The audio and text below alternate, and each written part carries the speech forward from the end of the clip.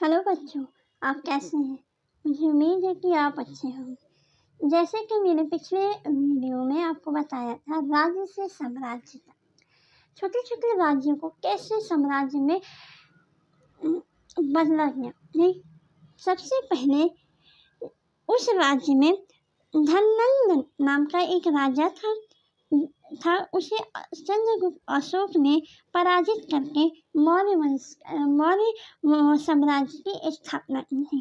और इस कार्य में उनके जो गुरु समझ जाइए वो चंद्रगुप्त उनके जो उनके गुरु हैं उनका नाम चाणक्य है। चाणक्य ने मौर्य साम्राज्य पे एक किताब लिखी है जिसका नाम अर्थशास्त्र है। अब जैसे कि अर्थशास्त्र में आप समझेंगे कि आर्थिक स्थिति के बारे में नहीं, उस समय जो मौर्य साम्राज्य था उसकी राजनीतिक व्यवस्था के बारे में बताया गया है। फिर उसी साम्राज्य में एक यूनानी राजदूत आया था जिसका नाम मेगास्थनीज है। उसने भी एक बुक लिखी थी जिसका नाम इंडिका है। ठीक, तो उसमें भी मौर्य साम्राज्य की इस विवरण किया गया है। एक ना, अब उसके बाद चंद्रगुप्त मौर्य के बाद उस सिंहासन पे उसका बेटा बिंदुसार बैठता है। उसके बाद उसका बेटा अशोक बैठता है, जो कि मगध साम्राज्य की स्थापना करता है, जो कि छोटे छोटे राज्य को विस्तार करता है साम्राज्य के रूप में। अशोक सबसे प्रभावशाली और शक्तिशाली राजा कहा गया है इतिहास के अंदर, क्योंकि ये एक ऐसा मात्र राजा था जो कलिंग को पराजित करके उसके बाद उसने ऐसा कहीं दृष्टि देखा जिससे वो युद्ध नहीं करने का फैसला लिया। ठीक, और इसे जो है अभिलेखों का राजकुमार भी कहा जाता है, क्योंकि इसी ने अशोक ने ही सबसे ज्यादा अभिलेख को लिखवाए थे, स्तंभ अभिलेख लिखवाए थे। ये कुछ बातें हैं। और उसने जो ये कसम खाई कि अब युद्ध नहीं होगा, इस आदेश के लिए उसने स्तंभ अभिलेखों को लिखवाया है। उसका कहना था ये अभिलेख जो है मेरे जो राज्य की प्रजा है या मेरा पुत्र हो उनको ये आदेश मेरा ने कि हमें कैसे जीवन यापन करना चाहिए। ठीक, तो जो हमारा राष्ट्र चिन्ह अशोक है वो भी अशोक के स्तंभ से ही लिया गया है। ठीक, और जो है अशोक की ज्यादातर जो अभिलेख है वह या तो पाली भाषा में है या तो प्राकृतिक भाषा में लिखा है, ताकि वह सारे लोग पढ़ सकें। ठीक, अब इसकी राजधानी पहला पाटलिपुत्र था, फिर दूसरा तक्षशिला था और तीसरा उज्जैन था। लेकिन सबसे ज्यादा ये पाटलिपुत्र में ही बैठकर दोनों राजधानियों पर नियंत्रण करता था। ठीक, तो ये कुछ बातें हमने पढ़ी है। ठीक, मौर्य साम्राज्य के बारे में अगले के अध्याय में हमने पढ़ा है कि ये सबसे प्रभावशाली राजा माना गया है और इसी ने छोटे छोटे राज्य को साम्राज्य के रूप में विस्तार किया है। ठीक, ये कुछ बातें थी जो हमने पिछले के वीडियो में और अध्याय में पढ़ा था। आगे का अध्याय हम पढ़ते हैं। उसके बाद ये जो हम पढ़ रहे हैं इतिहास, ये क्रमबद्ध है, एक के बाद एक है, एक के बाद एक है, ये इधर उधर नहीं है। जैसे वीडियो के अंदर हमने पढ़ा है लेसन को, वैसे ही ये परिवर्तन होता गया है। तो अब इसके अंदर लिखा है अध्याय 8 में गांव, शहर और व्यापार। अब मौर्य साम्राज्य की स्थापना जब विस्तार हुआ है, अब उसके बाद गांव, शहर और वहाँ के व्यापार के बारे में हम पढ़ रहे हैं। जैसे कि इस अध्याय में लिखा है, लोहार की दुकान पे प्रभाकर। अब आप फिर यही सोचेंगे प्रभाकर कौन है? तो प्रभाकर ये प्यारा सा बच्चा है जो लोहार की दुकान पे है। ये लिखा है, प्रभाकर लोहारों को काम करते हुए देख रहा था। आगे लिखा है, एक छोटी सी पेच पर कुल्हाड़ी और हंसिया जैसे कुछ हथियार बेचने के लिए रखे थे। दूसरी ओर भट्टी जल रही थी। औजार बनने के लिए दो लोग लोहे के छड़ को गर्म करके उसे पीस रहे थे। प्रभाकर को यह सब देखकर बड़ा मजा आ रहा था। प्रभाकर जो ये प्यारा सा बच्चा है, ये जो एक लोहार की दुकान पे जाता है और वो देखता है कि यहाँ पे छोटी छोटी पैच है, कुल्हाड़ी है और हंसिया रखा है बेचने के लिए, और दो लोग हैं जो औजार बना रहे हैं। और ये औजार किस तरह बन रहा है, ये भट्टी जली हुई है और छड़ को गर्म किया जा रहा है, उसे पीस कर उसे आकार दिया जा रहा है। ये एक तरीके का व्यापार करने का तरीका है। ठीक, आगे कुछ जो प्रभाकर है उसे ये सब देख के बहुत मजा आ रहा है। आगे पढ़ते हैं, आगे पढ़ने से हमें भी मजा आएगा। लोहे और औजार की खेती। अब लिखा है लोहे के औजार और खेती के बारे में पढ़ना है। लोहे का उपयोग आज एक आम बात है। लोहे की चीज हमारे रोजमर्रा की जिंदगी का हिस्सा बन गई है।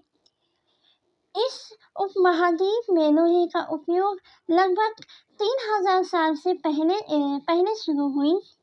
महापाषाण कब्रों में लोहे के औजार और हथियार बड़ी संख्या में मिलती हैं। इसके बारे में तुम अध्याय 4 में पढ़ चुके हो। ठीक, करीब 2500 साल पहले लोहे के औजारों को बढ़ते उपयोग का प्रमाण मिलता है। इनमें जंगल को साफ करने के लिए कुल्हाड़ी और जुताई के लिए हल के फाल शामिल है। अध्याय 5 में तुमने पढ़ा था कि लोहे के फाल का इस्तेमाल कृषि में उत्पादन बढ़ाता है। अब जैसे कि हमने अध्याय 5 में ही पढ़ा था कि जो लोहे का उस समय जो है फाल का उपयोग किया जाता था खेती के लिए, और इससे क्या होता था, उत्पादन में वृद्धि होता था। और महापाषाण में कब्रों के साथ भी बर्तन के साथ साथ लोहे के औजार भी मिलते हैं। ये हमने अध्याय नंबर 4 में पढ़ा था। तो ये चीजें हमें बताया है। ये आप देख रहे हैं छोटा सा, ये जो है ये लोहे के कुछ सामान है जो कि उस समय के हैं। ठीक, जैसे कि हंसिया है, कुल्हाड़ी है और सरसी है, ये कुछ है। तो आपको भी 5 लोहे की चीज़ों का नाम लिखना चाहिए जो आप रोजमर्रा की जिंदगी में इस्तेमाल करते हैं। ठीक, आगे लिखा है कृषि उत्पादन बढ़ाने के लिए उठाए गए अन्य कदम, जैसे कि सिंचाई। अब कृषि के लिए उत्पादन के लिए बढ़ाए गए उत्पादन में वृद्धि हो, इसके लिए कुछ कदम उठाए गए हैं, जैसे कि आगे हम पढ़ते हैं। ठीक, देखा, स्वामित्व गांव के बिना राजाओं और उनके राज्यों का बना रहना मुश्किल था।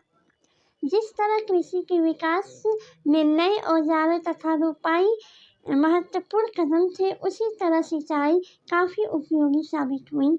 इसी समय सिंचाई के लिए नहरें, कुएं, तालाब और कृत्रिम जलाशय बनाए गए।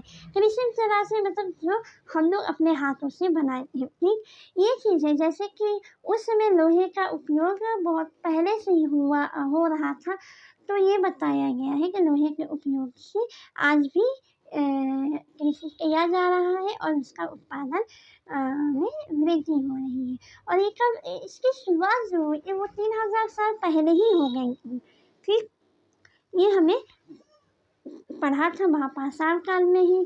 ठीक, उसके बाद लिखा है कृषि के उत्पादन के बढ़ाने के लिए नए नए कदम, नए नए तरीकों को अपनाया गया, जिसमें क्या है, जैसे औजारों को इस्तेमाल करके सिंचाई के उत्पादन में वृद्धि हुई थी, आसानी हुई थी। उसी तरह सिंचाई का भी इस्तेमाल किया गया, और उसके लिए जो ये सिंचाई जो नए कदम है, इसके लिए नहर, कुएं और तालाब और कृत्रिम जलाशय का व्यवस्था की गई, जिससे कि कार्य करने में, कृषि करने में सहायक हो और उत्पादन में वृद्धि हुई थी। इस समय ये दोनों का विकास हुआ था। ठीक, अब ऊपर जो वाक्य दिया है उस वाक्य के अनुसार हमें इसमें भरना है। अब जैसे कि पहला पढ़ते हैं, राजा को सेना और महल और किले बनवाने के लिए धन चाहिए।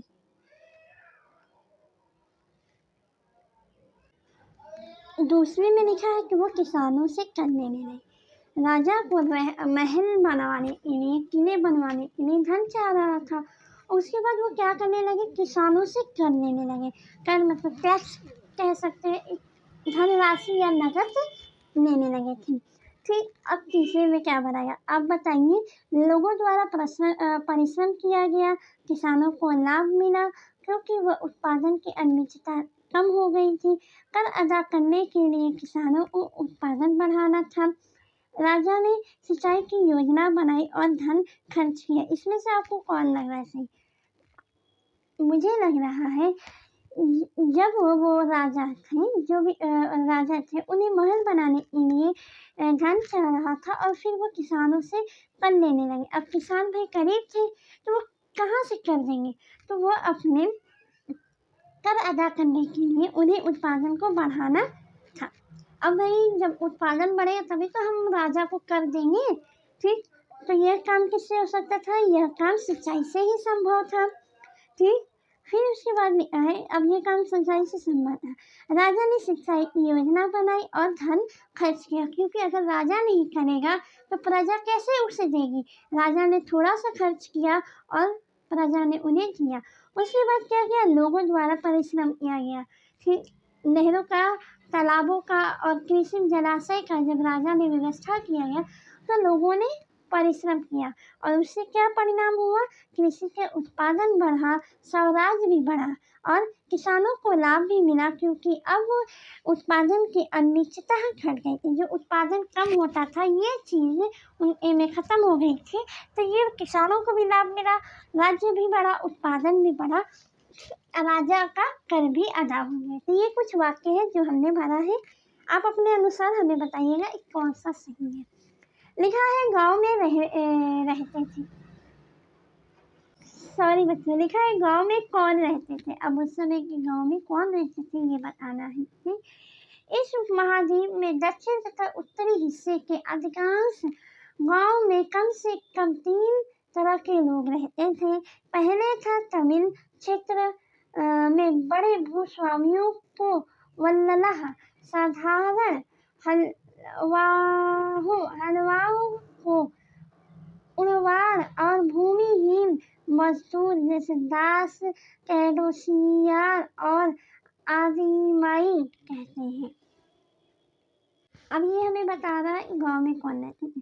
देखो, दक्षिण और उत्तर के भारत में हिस्से में बहुत सारे लोग, अधिकांश लोग गांव में रहते थे। तो पहले जो है तमिल क्षेत्र में जो कौन रहता था, बड़े बड़े भूस्वामी रहते थे। उन्हें क्या कहते थे, वेलालान, वेलल्ला कहते थे। और जो साधारण होते थे जैसे हलवाहों को उड़वार कहा जाता था। और जो भी खराब भूमि रहते थे वहाँ मजदूर और दास रहते थे। दास मतलब गुलाम, उन्हें क्या कहा जाता था, कैडोसियार, यह आदिमई कहा जाता था। ये 3 लोग रहते थे, पहले भूस्वामी, फिर हलवाहो और फिर दूसरा जो है मजदूर या तो दास। इनके अलग अलग नाम भी उस समय कहा जाता था। देश के उत्तरी हिस्से में गांव का प्रधान व्यक्ति ग्राम भोजक कहलाता था। अक्सर एक ही परिवार के लोग इस पद पर कई पीढ़ी तक रहते थे, यानी कि यह पद आनुवंशिक था। ग्राम भोजक के पद पर आमतौर पर गांव के सबसे बड़ा भूस्वामी होता था। साधारणतः इसकी जमीन पर उनके दास और मजदूर कार्य करते थे। इसके अतिरिक्त प्रभावशाली होने के कारण प्रातः राजा भी कर वसूलने का काम इन्हीं ही सौंपा करते थे। यह न्यायाधीश का और कभी कभी पुलिस का भी काम करते थे। लिखा है ग्राम भोजकों के अलावा अन्य स्वतंत्र कृषि भी थे, जिन्हें गृह प्रति कहते हैं। इनमें ज्यादातर छोटे किसान ही होते थे। इसके अतिरिक्त कुछ ऐसे स्त्री पुरुष हैं जिनके पास अपनी जमीन नहीं होती थी। उनमें दास और कर्मकार आते हैं, जिन्हें दूसरे की जमीन पर काम करना और अपनी जीविका चलानी पड़ती थी। अधिकांश गाँव में लोहार, कुम्हार, बढ़ाई और बुनकर जैसे शिल्प कला होते हैं। ठीक, ये हमने पढ़ा है। अब इसमें हमें क्या समझाया जा रहा है, इसमें हमें क्या बताया जा रहा है कि दक्षिण उत्तर के हिस्से में कुछ गाँव में रहते थे, अधिकांश लोग गाँव में रहते थे। जैसे कि तमिल के क्षेत्र में जो बड़े-बड़े भूस्वामी होते थे, जिनके पास ज़मीन होती थी, वह रहा करते थे। फिर उसके बाद जो आ जाते हैं, जो किसान कहा जाता है, हलवाहों, जो किसान होते थे छोटे-मोटे, वो आ जाते थे। और जहाँ भूमि, जिसके पास भूमि नहीं होती थी, ठीक, तो वो जो लोग हैं वो मज़दूर होते थे या दास होते थे। ठीक, ये लोग जो है गाँव में रहते थे।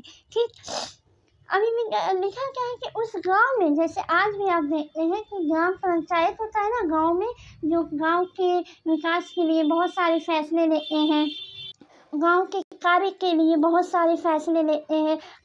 कोई अपराध हो या कोई भी ऐसी छोटी-मोटी बातें हैं, तो वो गाँव पंचायत के पास जाती है। उसी तरह उस समय भी जो होता था, गाँव का एक प्रधान होता था, जिसे क्या कहते हैं, ग्राम भोजक कहा जाता था। उस समय आज के काल में, आधुनिक काल में इसे ग्राम पंचायत कहते हैं, लेकिन उस समय क्या कहा जाता था, ग्राम भोजक कहा जाता था। इसमें जो है ये जो है वही इंसान बनता था जिसके जो बहुत बड़ा भूस्वामी हो, जिसके पास बहुत बड़ा ज़मीन हो, वो लोग ग्राम भोजक बनते थे। ठीक, और ये जो था आनुवंशिकता था, मतलब जो बना, फिर उसके बाद उसका बेटा, फिर उसके बाद उसका बेटा, फिर उसके बाद उसका बेटा, इस तरह से ये परंपरा दर पीढ़ी दर चलती आती थी।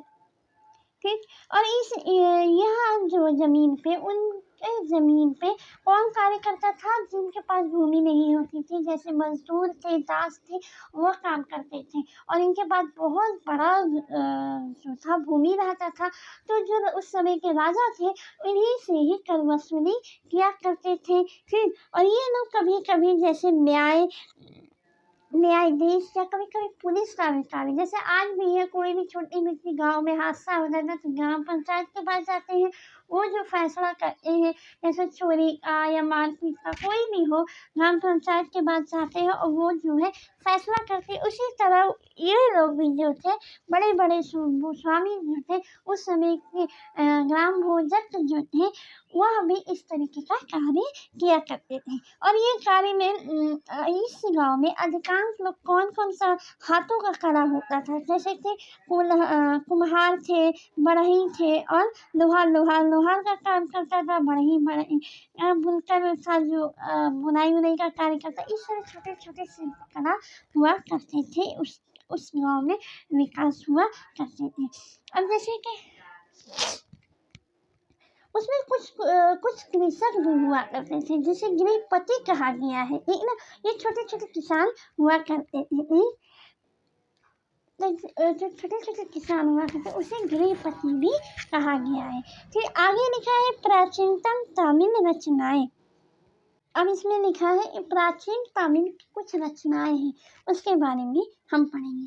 देखिए, लिखा क्या है, तमिल की प्राचीनतम रचनाएँ को संगम साहित्य कहते हैं। इनकी रचनाएँ करीब 300 साल पहले की गई हैं। इन्हें संगम इसलिए कहा जाता है क्योंकि मुंडेर के कवियों के सम्मेलनों में इनका संकलन किया गया था। गाँव में रहने वाले जिन तमिल नामों का उल्लेख यहाँ किया गया है, वह संगम साहित्य में पाए जाते हैं। अब जो भी कविता है, उसमें जब जो तमिल में रहने वाले व्यक्ति हैं, गाँव में रहने वाले जो व्यक्ति हैं, उनका नामों का उल्लेख किया गया, जो उस समय जो सम्मेलन हुआ था, उसमें वो शामिल थे, इसलिए उनका नाम है। तो ये हम पढ़ेंगे। ठीक, लिखा है। अब आगे क्या है, सिक्के, इसके बारे में हम आगे पढ़ेंगे। सिक्के, अब ये आपको क्या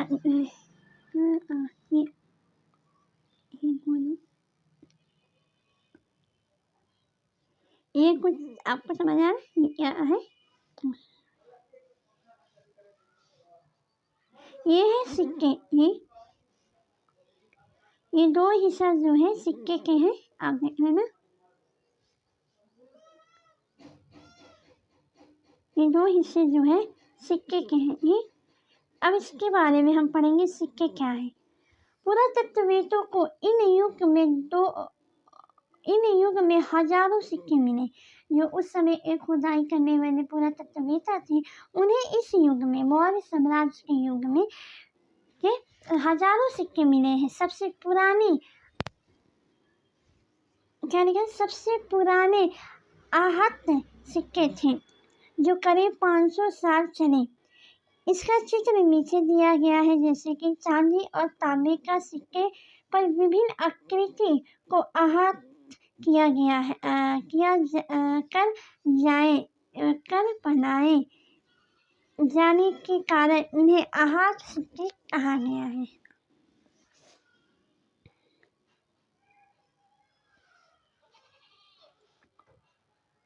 ये जो सिक्के हैं, एक चांदी के हैं, एक तांबे के हैं, और इस सिक्के जो ये 500 साल तक चले हैं ना।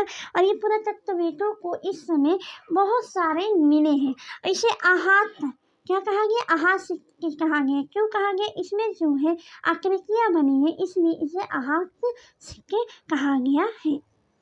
ठीक, अब यहाँ आगे पढ़ना है आहत सिक्के के बारे में है। आहत सिक्के सामान्यतः आयतकार और कभी कभी वर्गाकार और गोल होते थे। ये या तो धातु के चादर को काटकर या धातु के चपटे गोलाओं को से बनाए जाते थे। इन सिक्कों पे कुछ लिखा हुआ नहीं था, बल्कि इस पर कुछ चिन्ह थप्पे से बने गए थे, इसलिए इसे आहत सिक्के कहा गया है।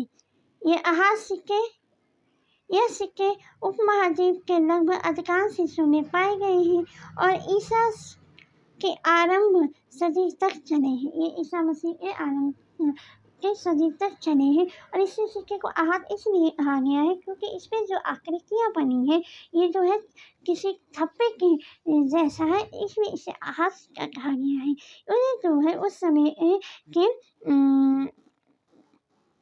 क्षेत्र में बहुत ज़्यादा पाया गया था। ये या तो आयतकार होते थे या गोल या तो वृत्ताकार हुआ करते थे। इस तरीके से हमें ये सिक्के मिले हैं। ठीक, आगे लिखा है विनिमय के अन्य साधन। ठीक, जैसे कि हमने इस आहत सिक्के के बारे में पढ़ा है। ये जो है आपको फिर समझाते हैं। ये जो है या तो चांदी के होते थे या तांबे के बने होते थे। ये आयतकार, गोलाकार या वृत्ताकार हुआ करते थे। इसमें कुछ लिखा हुआ नहीं था, बल्कि क्या हुआ था, इस पे एक थप्पा जैसा कहा जाए चिन्ह बना हुआ था, इसलिए इसे आहत सिक्का कहा गया है। ये उपमहाद्वीप के हर क्षेत्र में पाया गया था। ये बहुत इम्पोर्टेंट है। अब देखिएगा, अब देखिए विनिमय के अन्य साधन पढ़ते हैं। संगम साहित्य की इन छोटी सी कविता पढ़ी है। जैसे संगम साहित्य के बारे में लिखा गया है, तमिल में जो रचनाएं की गई थी उसे संगम साहित्य कहा गया है। क्यों कहा गया है? क्योंकि उस समय बहुत से लोग उसमें शामिल हुए थे और उनका नाम इसमें है, इसलिए इसे संगम साहित्य कहा गया। उन लोगों का नाम मिला जुला के किया गया, इसलिए संगम साहित्य कहा गया है। आगे पढ़ते हैं। खेतों के सफेद धान गाड़ियों पर लादे जा रहे हैं। नमक के लिए लंबे लंबे रास्ते, चांदी सी सफेद रेत पर परिवार को समेटे, कहीं पीछे छूट न जाए शहरों से नमक के सौदागर की, यूं चले जाते हैं सिर्फ सन्नाटा रह जाता है। अब ये क्या जो विनिमय करते थे उस समय व्यापारी जो आया करते थे उनके बारे में है। क्या लिखा है? खेतों में सफेद धान गाड़ियों पे लादें। जो नमक की जो खेती होती थी या किसी भी चीज़ की खेती होती थी, उस धान को गाड़ियों पे लादा करते थे। जा रहे हैं, ये व्यापार के बारे में कह रहा है। नमक के लंबे लंबे रास्ते, जो नमक बनता है उसके लंबे लंबे रास्ते बने हुए हैं और उसे जो है बोरियों पर गाड़ी में लादा जा रहा है। चांदनी सी सफेद रेत पर परिवार को समेटे।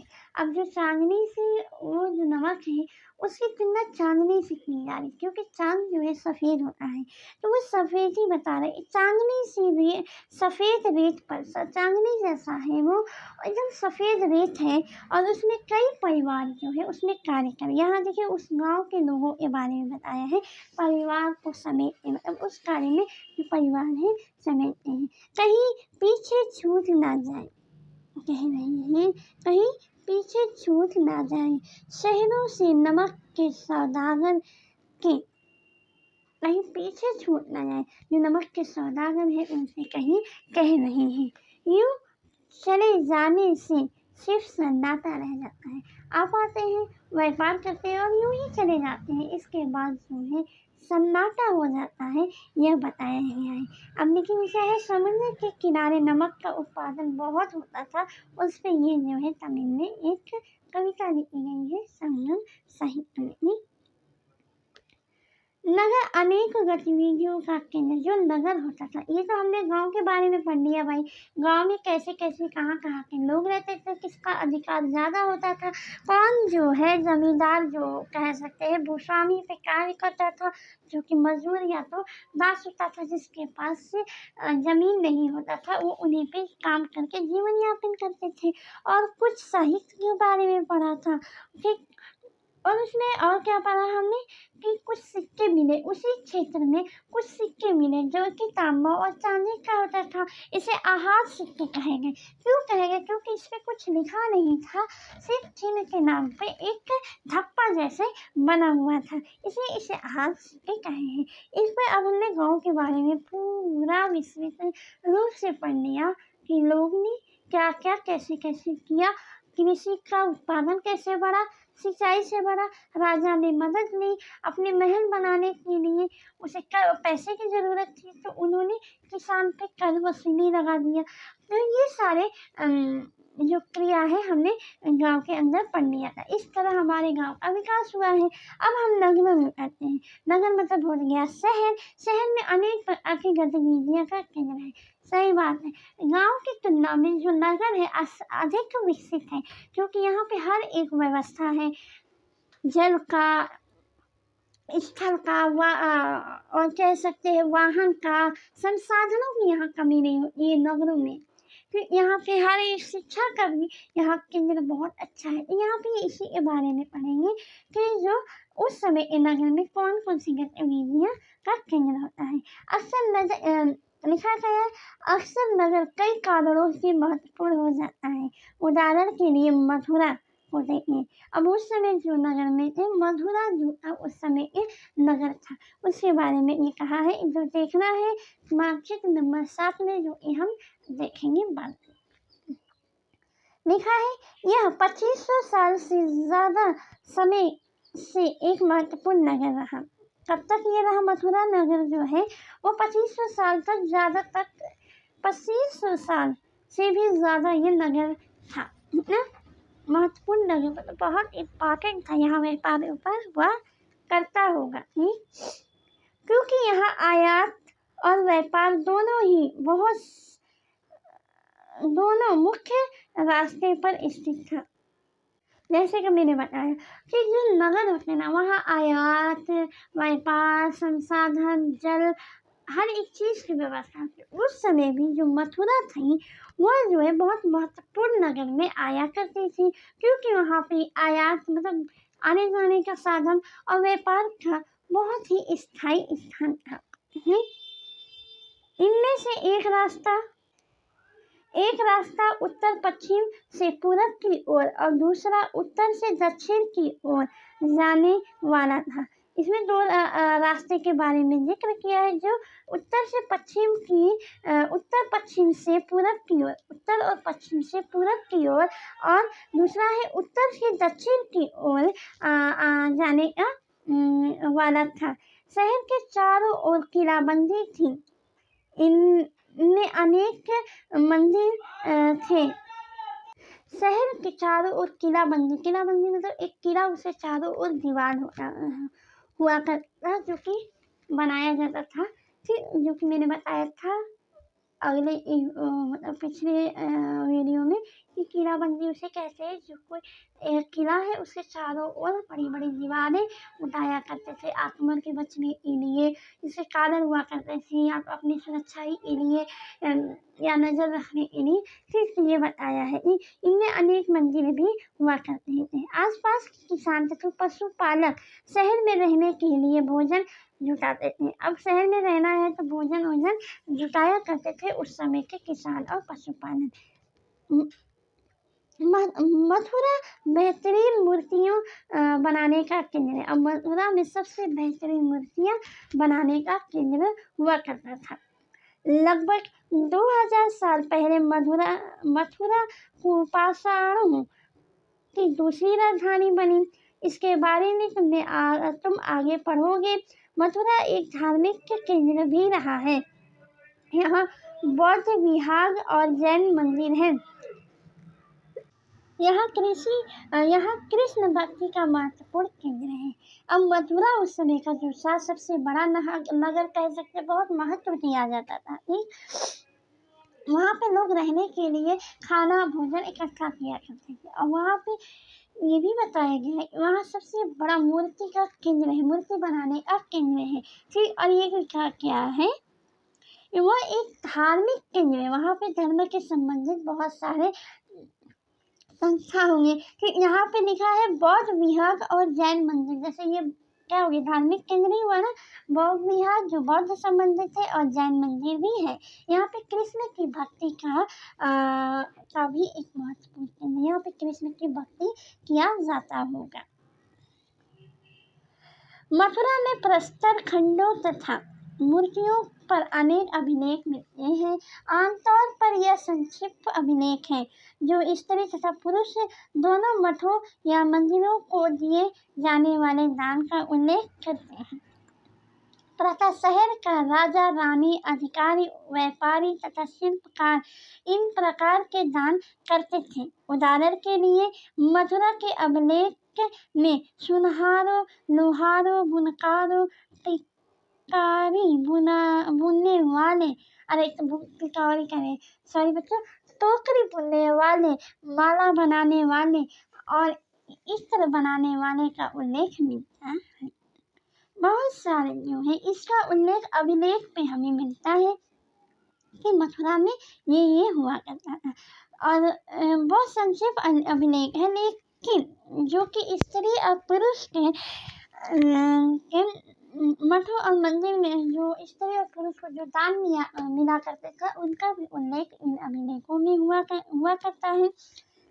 यह जो दान देते थे उस समय के जमींदार, राजा, रानी, अधिकारी जो हुआ करते थे, जो व्यापारी है, पैसे वाले या शिल्पकार, वो सब गरीब लोगों को दान दिया करते थे। इसका उदाहरण के रूप में है, जैसे कि किसको मिलता था, जैसे कि माला बनाने वाले और टोकरी बनाने वाले, बुनने वाले को, लोहार को, इन लोगों को, सोनारों को, इन लोगों को जो है यह दान मिला करते थे। ठीक ना। ये हमने नगरों के बारे में पढ़ लिया, क्योंकि उस समय के सबसे प्रसिद्ध जो नगर था मथुरा, और मथुरा में क्या क्या था ये हमने पढ़ लिया था। कि उसमें दान दिया जाता था, मंदिर थे, और जो नगर थे वो किलाबंद थे। किलाबंद मतलब क्या, किला थे, उसके अंदर बड़े बड़े दीवार थे, चारों ओर से बंद था, एक मुख्य द्वार हुआ करता था, वैसे में व्यापार किया जाता था। तो ये कुछ बातें हमने नगरों के बारे में पढ़ लिया। अब लिखा है शिल्प तथा शिल्पकार। शिल्प तथा शिल्पकार क्या होता था? पूरा स्थलों से शिल्प के नमूने मिलते हैं। पुरानी जो स्थल है या खुदाई उदाई की गई है, वहाँ पे शिल्प के नमूने मिलते हैं।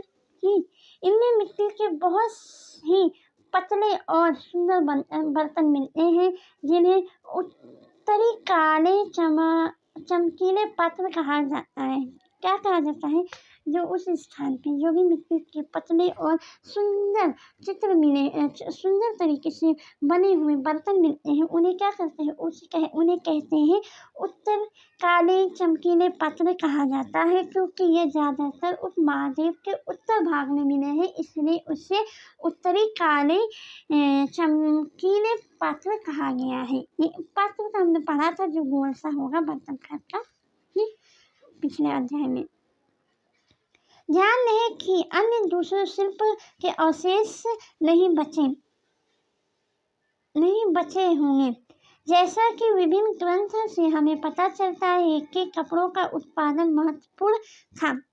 उत्तर में वाराणसी से दक्षिण में मदुरै इसके प्रसिद्ध केंद्र हैं। यहाँ स्त्री और पुरुष दोनों काम करते हैं। अनेक शिल्पकार तथा व्यापारी अपने अपने संघ बनाने लगे थे जिन्हें श्रेणी कहते हैं। शिल्पकारों की श्रेणियों का काम प्रशिक्षित देना, कच्चा माल उपलब्ध कराना और तैयार करना का वितरण करना था, जबकि व्यापारियों की श्रेणी व्यापार को संचालन कराती थी। श्रेणियां बैंक के रूप में काम करती थी। यहाँ लोग पैसा जमा करते थे। इन धन का निवेश लाभ के लिए किया जाता था। इससे मिले लाभ का कुछ हिस्सा जमा करने वाले को लौटा दिया जाता था या फिर मठ आदि धर्म संस्था को दिया जाता था। अब जो उस समय के जो पूरा स्थल है वहाँ पे शिल्प कला, हाथों की कला के नमूने मिले हैं, जैसे कि मिट्टी का बर्तन। तो ये ज़्यादातर उत्तर भारत में मिले हैं, उत्तर के भाग में मिले हैं। ठीक, इसीलिए उसका नाम उत्तरी काले चमकीले पात्र रखा गया है ना। और कुछ शिल्प कला के अवशेष तो बच नहीं पाए हैं, लेकिन ऐसा कहा गया है, ग्रंथों में पढ़ने से पता चलता है कि कपड़ों का उत्पादन भी किया गया है। ठीक, जो कि उत्तर के वाराणसी से दक्षिण के मदुरै इसके प्रसिद्ध केंद्र, मतलब वाराणसी और दक्षिण का जो मदुरै है वो जो है जो कपड़े के उत्पादन के लिए बहुत ही प्रसिद्ध केंद्र थे। यहाँ पे स्त्री और पुरुष दोनों ही मिलकर कार्य किया करते हैं। लिखा क्या है? अनेक शिल्पकार और व्यापारी अपने अपने संघ बनाने में लगे हुए थे। संघ में क्या हुआ, जिन्हें श्रेणी कहा जाता था। जैसे बौद्ध धर्म में संघ था, तो वहाँ क्या हुआ, शिक्षा दिया जाता था संघ में। उसी तरह जो शिल्पकार थे, जो कलाकार थे, जो व्यापारी थे, वह अपना अपना संघ बनाने में लगा रहते थे। इसे श्रेणी कहा जाता था। श्रेणी में क्या करते थे, काम को प्रशिक्षित, मतलब उन्हें सिखाया जाता था, कच्चा माल उपलब्ध कराया जाता था और उसे तैयार माल बनाया जाता था, उसका वितरण करना बताया जाता था। जबकि व्यापार की श्रेणी में क्या आता था कि व्यापार को किस तरह से हम व्यापार का जो संघ था उसमें ये सिखाया जाए किस तरह से व्यापार को संचालन किया जाता था। अब ये जो दोनों श्रेणी है जो कि शिल्पकार और व्यापार, इन दोनों को जो है बैंक के रूप में काम करते थे और पैसा जमा करते थे। फिर इन्हें क्या होता था कि जो भी कार्य करता था वो जो है पैसा यहाँ जमा कर देता था और कुछ हिस्सा जो है कार्य करने वाले को दे दिया जाता था, और जो कुछ हिस्सा होता था या तो वह मठ या तो धार्मिक संस्था में जमा कर दिया जाता था।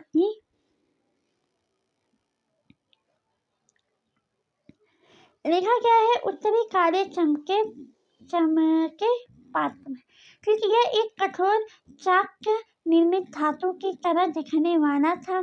चमकदार काली सतह वाले पात्र थे। इनसे बनने के लिए कुम्हार मिट्टी के बर्तन के भट्टों पर उच्च तापमान पर रखते थे, जिनका परिणाम स्वरूप इन बर्तनों की बाहरी सतह काली हो जाती थी। इन पर एक पतली काली लेप भी लगाई जाती थी, जो इस बर्तन को शीशे की तरह चमकदार प्रदान करती थी। अब इसका नाम आप समझ गए। उत्तर मतलब कि ये उत्तर में मिलती थी। इसका कलर जो है काला रहता था और चमकीली मतलब है वो चमकती थी। उसमें एक काला रंग का ऐसा लेप डाला जाता था जो उसको चमक देती थी। पात्र मतलब बर्तन हो गया था जो गोल हो या अलग अलग तरीके से होया करता था। ये जैसे कि हमने पढ़ा, गाँव के बारे में पढ़ा, नगरों के बारे में, और नगरों में जो शिल्पकला और व्यापार हुआ करता उसके बारे में। वो 2 श्रेणी में हुआ करते थे। वो अपना-अपना संघ बनाने में लगे थे। उसमें लोगों को प्रशिक्षित किया जाता था। शिल्पकला में उन्हें कच्चा माल उपलब्ध किया जाता था और उन्हें तैयार करने की शिक्षा दी जाती थी, तैयार करने को कहा जाता था। उसी तरह व्यापार में भी कुछ लोगों थे जो कि उन्हें बताया जाता कि व्यापार किस तरह से संचालित किया जाएगा, कैसे धन को खर्च किया जाएगा, कैसे व्यवस्था किया जाएगा, ये सीख कर सिखाया जाता था। और ये जो व्यापार करते थे, ये अपने पैसे को अपने पास रखते थे। कुछ पैसे उस जो व्यापार करके लाता था या जो सीख रहा था उन्हें दिया जाता था, उससे जो फायदे होते थे, और कुछ जो है मठ या धर्म संस्था में दे दिया जाता था। अब जो ये उत्तरी काले चमकीले पात्र थे, इसका नाम से ही आपको पता चलता है। उत्तर मतलब उत्तर से मिले हैं, उत्तर के भागों से मिले हैं। चमकीले काले मतलब काले रंग के हुआ करते थे। चमकीले मतलब उसपे काले रंग का कोई पदार्थ मिला के उसे चमकाया जाता, पात्र मतलब बर्तन कहा जा सकता है। अब लिखा है सूत काटने और बुनने के नियम। अब ये सूत काटने और बुनने के नियम के बारे में बताया गया है। यह नियम अर्थशास्त्र के हैं। अब बताया ये नियम अर्थशास्त्र। अर्थशास्त्र क्या था? अर्थशास्त्र मैंने बताया था ना, एक किताब थी जो मौर्य साम्राज्य की राजनीतिक व्यवस्था के बारे में बताता है, और इसकी रचना किसने? चाणक्य ने किया था। मैंने ये पहले ही मौर्य साम्राज्य के बारे में बताया। अब वो वही बता रहे थे ना कि मौर्य साम्राज्य में जैसे कि साम्राज्य की तो स्थापना हो गई थी, बड़े बड़े राज्यों को मिला के साम्राज्य बन गया था। अशोक जो है, अशोक उस मौर्य साम्राज्य के सबसे प्रभावशाली शक्तिशाली राजा कहा गया था, क्योंकि ये सबसे ज़्यादा अपने आदेशों को, निर्देशों को अभिलेखों में लिखवाया है। इन्हें अभिलेख का राजा भी कहा है। उन्हीं के बारे में हम पढ़ रहे हैं। उस समय कैसे कैसे गाँव थे, शहर थे, शिल्पकला थे, उसके बारे में हम सीख पढ़ रहे हैं। अब लिखा क्या है? सूत काटने और बुनने के लिए। हमने व्यापार करने और शिल्पकला के बारे में पढ़ा थी।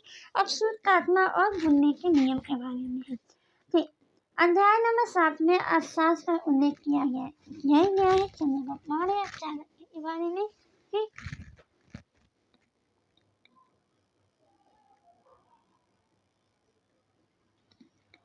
इनमें वर्णन किया गया है कि किस प्रकार से एक विशेष पद अधिकारी की देखरेख में कारखानों के सूत की कटाई और बुनाई की जाती थी।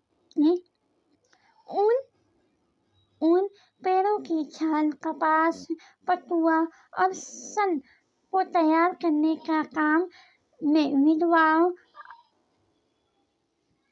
सक्षम असक्षम महिला, भिक्षुणियों, वृद्ध और वेश्याओं, राजाओं के आकाशपात्र दासियों, सेविकाओं और आकाशपात्र देवदासियों को लगाया जाता था। अब जो सूत की कटाई हुआ करता है, या ऊन है या कपास की, या इन सब को तैयार करने के लिए जो विधवा हुआ करते थे, जो सक्षम थे इन कार्य में, उन्हें जो नहीं थे उन्हें भी, और जो वृद्ध थे, जो बूढ़े थे, जो भिक्षुक थे, जो शिक्षा प्राप्त में आए थे, दास थे, सेविकाओं थे, और आकाशपात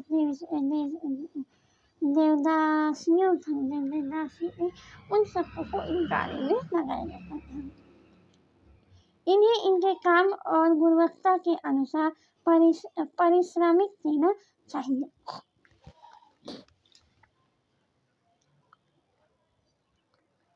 जिन महिलाओं को बाहर निकालने की अनुमति नहीं है, उन्हें अपने दासियों को भेजकर कच्चा माल को मंगवा सकते थे, और फिर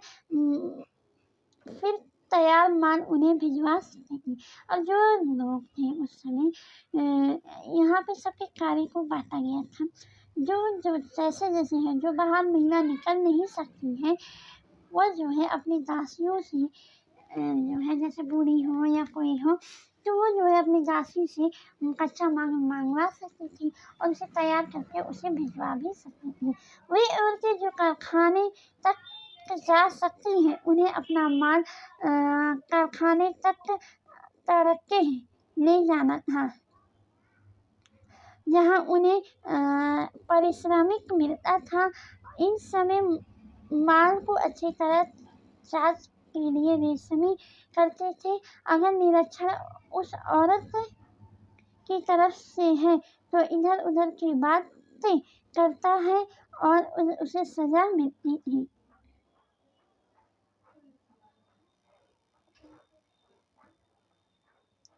और औरत ने अपना काम पूरा नहीं किया तो उसे जुर्माना देना होगा। इसके लिए उनका अंगूठा भी काटा जा सकता था।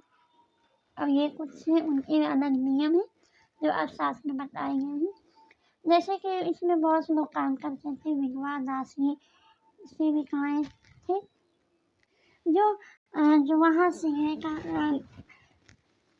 चल नहीं पाती है, बाहर नहीं जा पाती, वो अपनी दासियों से कह के कच्चा माल करके उसे तैयार करके भेज सकती थी।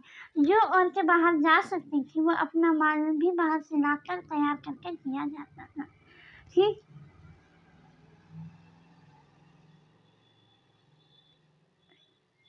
और ये पूछा कि जो कच्चा माल था उसे जांचने के लिए बहुत अच्छी खासी रोशनी रहती थी। अगर निगाह निरीक्षण उस औरत की तरफ देखता है तो इधर उधर की बातें करता था। अब जो भी निरीक्षण था उस समय, अगर वो लाते थी निरीक्षण कराने के लिए अपना कच्चा माल, तो जो निरीक्षण है अगर वह उसकी तरफ देखता था, अगर इधर उधर की बातें करता था तो उसे सजा दी जाती थी। अगर कोई औरत अपना काम पूरा नहीं करती थी तो उसे जुर्माना दिया जाता था या तो उसके अंगूठे भी काट दिया जाता था। ये कुछ नियम है जो बहुत कड़े नियम है। ठीक। लिखा गया है सूक्ष्म निरीक्षण। अरिका मेंदू। अब जो सूक्ष्म निरीक्षण हुआ है, निरीक्षण मतलब जांच पड़ताल, सूक्ष्म मतलब छोटे, वो कहाँ होते थे? अरिका मेंदू में हुआ करते थे।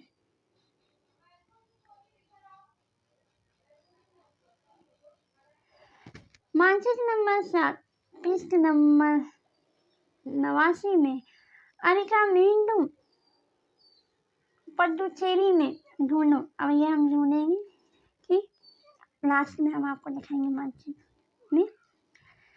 लगभग 2200 से 19 साल पहले अरिका मेंदू एक पत्न था। यहाँ दूर दूर से आए जहाजों के सामान उतारे जाते थे। यहाँ ईंट से बने एक ढांचा मिलता है जो संभवतः गोदाम रहा होगा।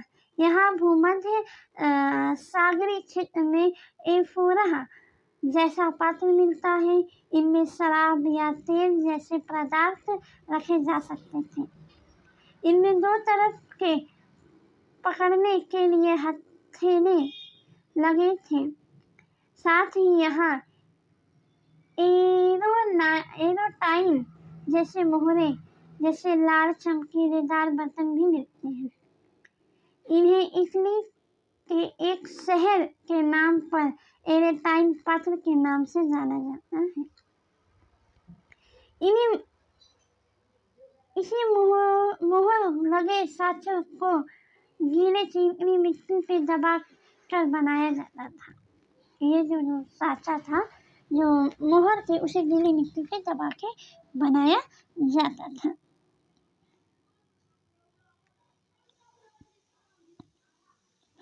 यहाँ लिखा है, यह है अभिलेखित मिट्टी के बर्तन। कई बर्तनों के ब्राह्मी लिपि में अभिलेख मिलता है। ये कुछ बर्तन है जिसमें लिखा हुआ है ब्राह्मी लिपि में। ठीक, ये मिलते हैं, वह बर्तन है। ठीक, ये मिलते हैं और इसे क्या है, ये तमिल भाषा में इस भाषा को तमिल भाषा में इस्तेमाल किया जाता है, इसलिए इसे तमिल ब्राह्मी अभिलेख भी कहा जाता है। ये आप देख रहे हैं ना, ये कुछ बर्तन होंगे, इसमें ये अभिलेख लिखा हुआ मिल रहा है। आगे पढ़ते हैं। कुछ ऐसे बर्तन भी मिलते हैं जिसका डिजाइन तो रोम का था, किंतु वो यहीं बने जाते थे। यहाँ रोम लेस शीशे का बर्तन और रत्न भी मिलते थे। साथ ही छोटे छोटे कुंड मिले हैं जो संभवत कपड़ों की रंगाई के पात्र रहे होंगे। यहाँ पर शीशे और अर्ध बहुमूल्य पत्थर के मनके बनने का पर्याप्त साक्ष्य मिलता है। अब इस मौर्य सम्राट के अंदर जो नगर में है, नगर में जो है जो ये देश का नाम बताया है, कौन सा देश नाम है, हाँ, अरिका मेंडू स्थान जो है पुडुचेरी के क्षेत्र में है। तो वहाँ पे ये चीजें मिलते हैं। क्या मिलते हैं कि एक बर्तन मिलता है जिसमें अभिलेख लिखा रहता है ब्राह्मी भाषा में, जो कि ये तमिलनाडु में आज भी यूज किया जाता है इस भाषा का, इसलिए इसे कहा गया है तमिल ब्राह्मी अभिलेख कहा गया है। यहाँ पे है बहुत सारे बर्तन के डिजाइन बनते हैं। यहाँ पे बर्तन मिलते हैं जो रोम का जो डिजाइन था वो रोम का था, लेकिन वो रोम का नहीं था, वो यहीं का बना हुआ था। फिर यहाँ रत्न मिलते हैं, शीशे के बर्तन, बहुमूल्य पत्थर, इन सब का पर्याप्त यहाँ पे साक्ष्य मिलता है। कहाँ पे मिलता है आपको पता है ना? अरिका मेंडू, यहाँ स्थान बताया अरिका मेंडू, यहाँ यह सब मिलता है। एक यूनानी नाविक द्वारा भेजा गया वितरण। अब इसमें क्या है, एक यूनानी जो था नाव चलाने वाला था, उसके वो जो है कुछ वितरण बताता है। किसके बारे में? बेरी गाजर के बारे में। अब देखिए, बेरी गाजर के सक्करी खाड़ी में समुद्र से आने वाले के लिए नाव चलाना बहुत मुश्किल होता था। राजा द्वारा नियुक्त कुशल और अनुभवी स्थानीय मछुआरे भी यहाँ जहाज ला सकते थे। बेरी गाजर में शराब, तांबा, टीन, शीशा, मूंगा, पुखराज, कपड़े, सोने और चांदी के सिक्के का आयात होता था। ठीक, हिमालय की जड़ी बूटी, हाथी के दांत, गोमेद, कलिंगन, सूती कपड़ा, रेशम तथा इत्र यहाँ से आयात किया जाता था। राजा के लिए व्यापारी विशेष उपहार थे। उनमें चांदी का बर्तन, गायक, किशोरी, सुंदर औरतें, अच्छी शराब और उत्तरीय महीन कपड़े शामिल थे। जो राजा था कुछ सामान का आयात किया करता था और कुछ सामान का निर्यात करता था। कहाँ से? बेरी गाजर से आयात थे। और निर्यात क्या करता था? आयात करता था वहाँ शराब भी देता था, तांबा, टीन, शीशा, मूंग, कपड़ा, सोना, चांदी, तो ये आयात करता था। ठीक, अब देखो उस समय का जो राजा था वहाँ से कुछ जो है आयात किया करता था। हाँ, तांबा, टीन, शीशा, सोना, चांदी, कपड़े का, सिक्के का आयात करता था और कुछ वहाँ से खरीदा भी करता था, निर्यात भी करता था। जैसे कि चांदी के बर्तन, गायक, किशोर, गायिका, हाँ, सुंदर औरतें, ये अच्छी शराब, महीन मतलब कढ़ाई का महीन कपड़ा भी वो किया करता था वहाँ का राजा। ठीक है, बेरी गाजर से आयात और निर्यात होने वाले सूची बनाना है आपको। ठीक, 2 सूची ऐसे बताइए जिसका उपयोग हड़प्पा सभ्यता में नहीं हुआ हो। देखिए, हड़प्पा सभ्यता में हमें लगता है कि उपयोग नहीं हुआ है। अब देखिए कि जैसे हम बता सकते हैं कि चांदी और सोने का इसका उपयोग हमें नहीं लग रहा है कि इसका हुआ, और शराब भी उस समय नहीं लोग पिया करते होंगे। तो ये 2 चीज़ हमने बता दिया है। आप बताइएगा क्या कौन सी इसका उपयोग नहीं है। व्यापार और व्यापारी, अब हमने पढ़ लिया क्या कि कौन एक स्थान था जिसका नाम क्या था? बेरी गाजर। वहाँ पे उस समय के राजा आयात और निर्यात करते थे। ठीक, और यहाँ पर जो है नाव चलाना बड़ा मुश्किल था, लेकिन एक नाव चलाने वाला था जो कि बहुत ही कुशल था, वो व्यापार किया करता था। अब व्यापार और व्यापारियों के बारे में पढ़ते हैं। तुमने ऊपर काले पॉलिश वाले बर्तन के बारे में पढ़ा है, नहीं पढ़ा है? यह खूबसूरत बर्तन, खास तौर से इनकी कटोरियाँ और थालियाँ इस उपमहाद्वीप के अनेक पुरास्थल में मिलते हैं। सवाल उठता है कि इन जगहों पर ये बर्तन कैसे पहुँचे होंगे। ऐसा अनुमान लगाया जाता है कि जहाँ ये बर्तन थे वहाँ से व्यापारी इन्हें ले जाकर अलग अलग जगह पे बेचा करते थे। जब व्यापार का काम ही है कि व्यापार करें और एक स्थान से दूसरे स्थान पर व्यापारी जो साधन थे उसे बेच के वह अपने लाभ बनाए। तो यही बताया गया जो ये बर्तन है वो अन्य स्थान पे मिले हैं, बहुत खूबसूरत है। लेकिन सवाल यही उठा कहाँ से है, तो इनका अनुमान लगाए जो व्यापारी है वह जो है उन्हें ले जाकर बर्तन को अलग अलग जगह पे बेचे होंगे। दक्षिण भारत में सोना मसाले, खास तौर पर काली मिर्च तथा कीमती पत्थर के लिए प्रसिद्ध है। जो दक्षिण भारत में सोना मसाला और खासकर काली मिर्च के लिए बहुत प्रसिद्ध है। काली मिर्च के रोमन साम्राज्य में इतनी मांग थी कि काले सोने के नाम से बुलाया जाता था। काली मिर्च किस नाम से बुलाया जाता था? काले सोने के नाम से बुलाया जाता था। रोमन साम्राज्य में बहुत इसका महत्व था। व्यापारी इन सामानों को समुद्र, जहाज और तथा सड़क के रास्ते से रोम पहुंचते थे। दक्षिण भारत में अनेक रोमन सोने के सिक्के मिलते हैं। इससे अंदाजा लगाया जा सकता है कि उन दिनों रोम एक बहुत अच्छा व्यापार चल रहा था। अब ये हमें बताया है कि रोम का जो है वहाँ काली मिर्च बहुत कीमती थी, वो उन्हें काला सोना कहते थे। जो वहाँ पे है काले रंग के पत्थर जो है उस क्षेत्र में बहुत ज़्यादा पाए गए, जिससे अंदाजा लगा जो व्यापार है वह वहाँ पे लाकर बेचा गया करते थे। और रोम के सिक्के बहुत मिलते हैं उस जगह पर, रोम के सिक्के बहुत मिलते हैं और जो कि अंदाजा लगा था व्यापार अच्छा चलता है। अब लिखा है व्यापार से जुड़ी एक कविता। अब यहाँ एक कविता लिखी गई है जो व्यापार से जुड़ी है। इससे प्रमाण होता है कि ये भी जो है संघ साहित्य में मिलती है कविता, फिर इसमें व्यापार का प्रमाण मिलता है। ये अब लिखा है नीचे लिखी हुई में माल का वितरण किया गया है। जो भी ये कविता जो नीचे लिखी है इसमें जो माल होता है उसका वितरण किया गया है। पढ़ते हैं कविता।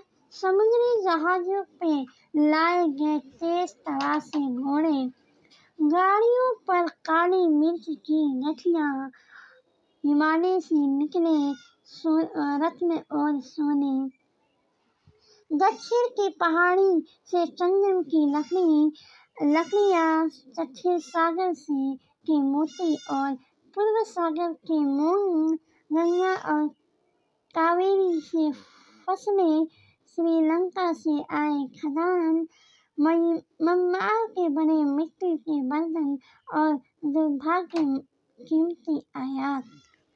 अब ये क्या लिखा है? इतनी कीमती आयात हुई है जैसे से समुद्र से घोड़े तराश के लाया जा रहा है, गाड़ियों पे काली मिर्च से व्यापार किया जा रहा है, गाड़ियों से समुद्र से रत्न, हिमालय पर्वत से रत्न और सोना। ये पढ़ने से साफ पता चला वहाँ से किस चीज़ों से माल का आयात किया जाता था, यानी कि दुर्भाग्य कीमती आयात थी। अब ये आपके लिए काम किया गया है कि इस कविता में जो भी चीज़ों का उल्लेख किया गया उसका लिस्ट बनाइए और उस लिस्ट का उपयोग किस किस चीज़ों में होता है। जैसे आप काली मिर्च किस काम में लिया जाता है, और जो घोड़े हैं वो सोना है, लकड़ियाँ हैं चंदन की, ये आप बताएंगे किस काम में उपयोग किया जाता है। मूंग है, मसाले हैं, फसलें हैं, खाद हैं, ये चीज़ें हैं। व्यापारियों ने कई समुद्र रास्ते खोज निकाले। इनमें से कुछ समुद्र किनारे चलते थे, कुछ अरब सागर और बंगाल की खाड़ी पार करते थे। नाविक मानसूनी हवाओं का फायदा उठाकर अपनी यात्रा जल्दी पूरी करते थे। वह अफ्रीका और अरब से पूर्व तट से इस उपमहाद्वीप के पश्चिम तट तक पहुंचना चाहते थे, तो दक्षिण पश्चिमी मानसूनी के साथ चलना पसंद करते थे। ये लंबी यात्राओं के लिए मजबूत जहाज़ों का निर्माण किया जाता था। अब यहाँ पे जहाज से ही समुद्र में कैसे व्यापार किया जा रहा उसके बारे में बताया जा रहा है। इसमें कुछ है नहीं। जो नाव चलाने वाला था वो मानसूनी हवाओं का फायदा करके वो जो यात्रा है बहुत जल्दी पूरा करता था। ठीक, और जो यहाँ बताया है कि अफ्रीका से अरब के पूर्वी तक पे और पश्चिम तक पहुंचना चाहते थे। ये जो लंबी यात्रा थी ये मानसूनी हवाओं के साथ चलना ज़्यादा पसंद करते थे। ये जो है बहुत लंबी यात्रा होती थी, इसके लिए जो है बहुत मजबूत जहाज़ों का निर्माण भी किया जा रहा था। दूसरा आगे लिखा है समुद्र तटों पे लगे राज्य। अब समुद्र के किनारे पे कौन कौन के राज्य हैं उसके बारे में पढ़ना है। ओके, अब यहाँ समुद्र तट पे लगे राज्यों के बारे में पढ़ेंगे। इस उपमहाद्वीप के दक्षिण भाग में बड़े तटीय प्रदेश थे। इनमें बहुत से पहाड़, पठार और नदी के मैदान थे। नदियों के मैदानी इलाकों में कावेरी का मैदान सबसे उपजाऊ था। मैदानी इलाकों तथा तटीय इलाकों पे सरदारों और राजाओं के पास धीरे धीरे काफी संपत्ति और शक्ति हो गई। संगम कविताओं में मुवेनदार की चर्चा मिलती है। यह एक तमिल शब्द है जिसका अर्थ है 3 मुखिया है। इसका उपयोग 3 शासक परिवारों की मुखियाओं के लिए किया जाता था। जो 3 तरीके के मुखिया हुआ करते थे तमिल में, उनके लिए यह है। चोल, चेर और पांडे, ये 3 जो है उस समय के मुखिया हुआ करते थे, उनका शासन हुआ करता था, जो करीब 300 साल पहले दक्षिण भारत में काफी शक्तिशाली माने गए। ये समुद्र के किनारे थे, ये मुखिया थे। 3 मुखिया के नाम से इन्हें जाना जाता है क्योंकि यह जो है उस समय के दक्षिण भारत के सबसे शक्तिशाली शासन के रूप में माना जाता है। इन तीनों मुखियाओं को अपने दो सत्ता केंद्र थे। इनमें से एक तटीय हिस्से में और दूसरा अंदरूनी हिस्से में था। इसी तरह 6 केंद्र में से 2 महत्वपूर्ण थे। एक चोल का पतन अपुहार और कावेरीपट्टिनम, दूसरा पांड्यों की राजधानी मदुर। ये 2 जो है बहुत महत्वपूर्ण केंद्र थे जिसका जिक्र हुआ है। एक है चोल का पतन जिसको कावेरीपट्टिनम और दूसरा जो है पांड्यों की राजधानी मदुरै।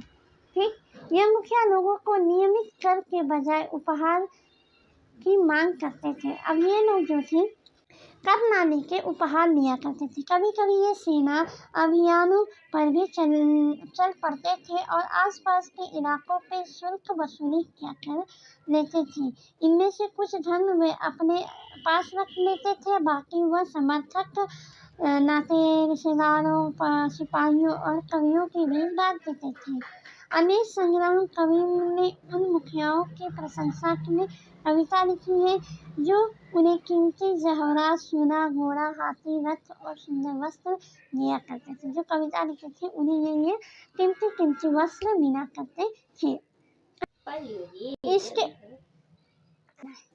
इसके लगभग 200 वर्ष के बाद पश्चिम भारत के सातवाहन नामक राजवंशों का प्रभाव बढ़ गया था। सातवाहन का सबसे प्रमुख राजा गौतमीपुत्र का सातकर्णी था। इसके बारे में हमने उसकी मां गौतमी बलसिंह द्वारा दान किए एक अभिलेख से पता चलता है। वह और अन्य सभी सातवाहन शासक दक्षिण पथ के स्वामी कहा जाते थे। ये जो सातवाहन शासक थे वो दक्षिण पथ के स्वामी कहा जाते थे और इसका उल्लेख जहाँ मिलता है उसकी मां गौतमी बलश्री द्वारा दान में एक अभिलेख से पता चलता है। दक्षिण पथ का शाब्दिक अर्थ है दक्षिण की ओर से जाने वाले रास्ते होता है। पूरे दक्षिण क्षेत्र में के लिए भी यह नाम प्रचलित था। श्री सातकर्णी ने पूर्व, पश्चिम तथा दक्षिण दिशा में अपनी सेना भेजी थी। ये कुछ वंशों का उस समय उदय हुआ, जो कि चोल था, चोल, पांडव था और एक और था सतकरण। ये 3-4 वंशों का उस समय धीरे-धीरे उदय हुआ था, जो कि मुखिया के रूप में कार्य किया करता था। सातवाहन जो थे दक्षिण के क्षेत्र में उनका जो है शासन हुआ करता था। रेशम मार्ग और कुपासा, देखो कुछ शासन इसके बड़े बड़े हिस्सों में अपना नियंत्रण रखना चाहते थे, क्योंकि इसका रास्ते या यात्रा कर रहे व्यापारियों से उन्हें कर व शुल्क तथा तोहफे के जरिए लाभ मिलता था। इसके बदले यह शासन उन व्यापारियों को अपने राज्य से गुजरते वक्त डकैतों के आक्रमण से सुरक्षा करते थे। अब जो उस समय के जो वंशों का उदय हुआ था, उनमें बड़ा नियंत्रण अपने हिस्से में नियंत्रण हुआ करता था। तो जो उस समय के व्यापारी कहते थे, उससे कर वसूली किया करते थे या शुल्क या तो तोहफे लिया करते थे। इससे क्या होता था कि जो रास्ते में आने वाले व्यापारी हैं, लुटेरे हैं, उससे उनकी सुरक्षा की जाती थी। सिल्क रूट पर नियंत्रण रखने वाले शासक सबसे प्रसिद्ध है, उसका नाम कुपासान है। अब सिल्क रूट जो है रास्ता है, उस पर ये जो नियंत्रण रखते थे, वो सबसे प्रसिद्ध वंश का नाम है, जिसका नाम कुपासान है। करीब 2000 साल पहले मध्य एशिया तथा पश्चिमोत्तर भारत का इसका शासन था। कहाँ पे? मध्य एशिया और पश्चिम भारत की तरफ इसका शासन था। पेशवर और मथुरा इनके दो मुख्य शक्तिशाली केंद्र थे। कहाँ? पेशावर और मथुरा जो है इसका मुख्य केंद्र, शासक केंद्र था। तक्षशिला भी इसके राज्य का हिस्सा था। इसके शासनकाल में एक सिल्क रूट की एक शाखा मध्य एशिया से होकर सिंधु नदी के मुहाने के पथ में जाकर तक जाती है। फिर यहाँ से जहाज द्वारा रेशम और पश्चिम की ओर रोमन राज्य तक पहुंचा जाता था। अब इनके यहाँ दो रास्ते, एक ऐसा रास्ता था जो मध्य एशिया से होकर सिंधु नदी तक जाती थी, और फिर वहाँ से जहाज के द्वारा पश्चिम की ओर रोमन के राज्य तक पहुंचाती थी, जो व्यापार के लिए बहुत लाभदायक हुआ करता था। ये हमारा लेसन समाप्त होता है। इसमें लिखा है आओ याद करें। अब इसमें कुछ याद करना है। अब हम ऊपर जो पढ़े उसी अध्याय के संबंधित तो आइए हम याद करते हैं क्या क्या हमने पढ़ा है। ओके, इसमें लिखा है खाली जगह को भरिए। तमिल में बड़े भूस्वामी को क्या कहते थे? हमने पढ़ा था ना कि वहाँ पे तीन लोग रहते थे। एक भूस्वामी रहा करता था, एक मध्यम लोग रहते थे और एक मजदूर और दास रहा करते थे। तो भूस्वामी को क्या कहा जाता था?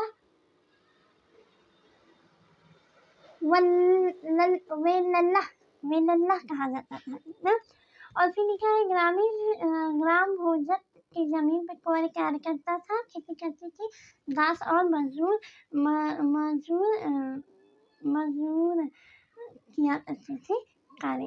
तमिल में हलवाहों को क्या कहते थे? हलवाह दूसरा है, पहले तो भूस्वामी रहता था, फिर हलवाहे रहता था, और दूसरा क्या था? दास और मजदूर रहा करता था। हलवाहे को उड़वार कहा जाता था। उड़वार अधिकांश गृहपति भूस्वामी होता था, छोटे किसान भी भूस्वामी हुआ करते थे। और लिखा है ग्राम भोजकों के काम बताओ, वे शक्तिशाली क्यों हुआ करते थे? यूँ शक्तिशाली ये हुआ करते थे क्योंकि इनके पास बहुत ज़्यादा भूमि हुआ करते थे। इनका काम क्या था कि जो उनकी खेती में ज़मीनों पे जो खेती की जाती थी उनसे कर वसूली किया करते थे। और इनका ये भी काम था कि गांव की जो है अपराध है या पुलिस का भी यह काम किया करते थे, न्याय का भी काम किया करते थे। गांव तथा शहर दोनों में रहने वाले शिल्पकलाओं की सूची बताइए। गांव में शहर में, अब ये आप अपने से बनाइएगा। गांव तथा शहरों में दोनों शिल्पकलाओं की सूची बनाना है। गांव में कौन कौन सी शिल्पकला हुआ करते थे और शहर में। गांव में देखो, गांव में क्या था, कोई टोकरी बनाया करता था, बर्तन मिट्टी के बर्तन बनाया करता था, ठीक। और शहर में जो हुआ करता था उसकी आप अपनी सूची इसमें बनाइएगा, ठीक। अब लिखा है व्यापार तथा व्यापारी रास्ते के बारे में जानने के लिए इतिहासकार किन किन साक्ष्यों का उपयोग करते थे, ठीक।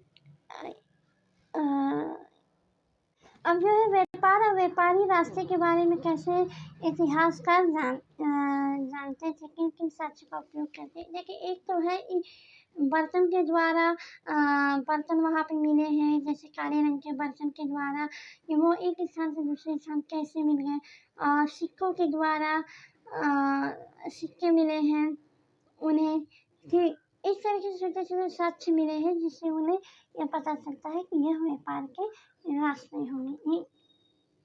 सही जवाब ढूंढिए। आयात सिक्के। अब आयात सिक्के किसके होते हैं? सोने के, चांदी के, टीन के या तो हाथी के दांत के बने। ये तो चांदी के होया करते थे और तांबे के, ठीक ना। मथुरा महत्वपूर्ण क्या है? मथुरा क्या गांव है या पत्थर है या धार्मिक केंद्र है या जंगल का क्षेत्र? मथुरा एक धार्मिक केंद्र था और ये बहुत महत्वपूर्ण नगर भी था। श्रेणी क्या शासकों को आता था या शिल्प कलाओं या कृषि या पशुपालकों का संघ? नहीं, यह शिल्प कलाओं की 2 भागों में बांटा गया था, ठीक ना। ये कुछ क्वेश्चन के आंसर मैंने बताए हैं, आप इसे देख लीजिएगा। और ओके बाय। मेरा जो ये लेसन है वो समाप्त होता है। अब हम आगे वीडियो में मिलेंगे। Okay bye. आपको कोई भी कंफ्यूजन हो मुझे फिर बताइएगा, मैं इसे एक्सप्लेन कर दूंगी फिर से। ये काफ़ी लंबा वीडियो है, काफ़ी बड़ा चैप्टर था, इसे आप 2 बार 3 बार देख के ज़रूर देख के समझिएगा। Okay bye bye. ये कुछ महत्वपूर्ण तारीखें हैं, आप इसे याद कर लीजिएगा कौन सी चीज़ में कब कब किसका उदय हुआ है, ठीक। ये मैंने कोशिश की है इसमें आपको सारी चीज़ें समझाने की। जहाँ आपको समझ नहीं आएगा आप मुझे बताइएगा, मैं फिर इसे एक्सप्लेन करूँगी, ठीक। आज मेरे बस यहीं तक है, क्योंकि ये लेसन समाप्त होता है। Okay bye.